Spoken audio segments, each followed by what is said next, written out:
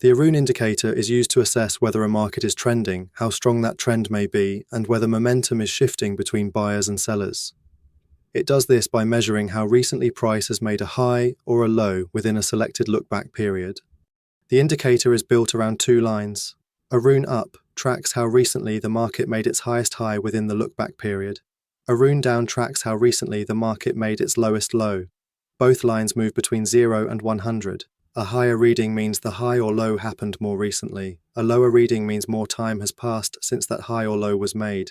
When Aroon Up is near the top of the range and Aroon Down is much lower, it suggests that price has been making recent highs, and bullish pressure may be more active. When Aroon Down is near the top and Aroon Up is much lower, it suggests that price has been making recent lows and bearish pressure may be stronger. Crossovers can also provide useful context. When Aroon Up crosses above Aroon Down, it may suggest that upside momentum is starting to take control. When Aroon Down crosses above Aroon Up, it may suggest that downside momentum is becoming stronger. The location of the crossover matters. A crossover near the middle of the range may be less meaningful than one where one line is pushing toward the upper zone while the other is falling away. The strength of the reading is also important. Aroon readings near 100 show that a new high or low has happened very recently within the selected period. Readings closer to 0 show that the market has not made that kind of high or low for some time. This can help identify whether the market is trending with fresh pressure or moving without a clear directional push.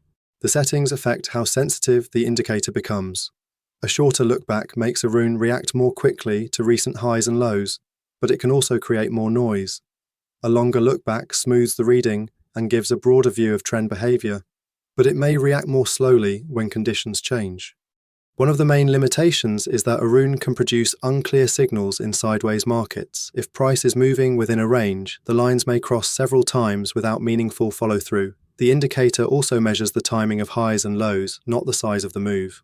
That means it can show a recent high or low without confirming whether the move has strong momentum behind it.